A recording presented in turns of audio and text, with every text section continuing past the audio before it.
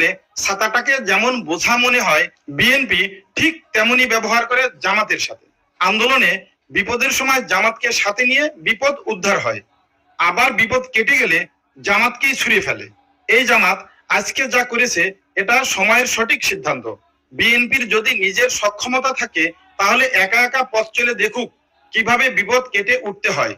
যুক্তরাষ্ট্র প্রবাসী প্রিসিলা জামাত, শিবির এবং বিএনপিকে নিয়ে একটি ফেসবুক স্ট্যাটাস দিয়েছেন, যেই স্ট্যাটাসটি ব্যাপক ভাইরাল হয়েছে। প্রিসিলা ফেসবুক স্ট্যাটাসে যা লিখেছেন তা আমি আপনাদের সামনে হুবহু তুলে ধরছি।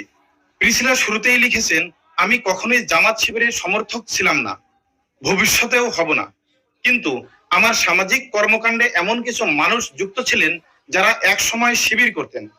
তাদের সঙ্গে কথা বলতে গিয়ে আমি এক নতুন বাস্তবতা উপলব্ধি করেছি। এই সংগঠনের ভিতরকার শৃঙ্খলা, পরিকল্পনা আর ধৈর্যের এমন নিপুণ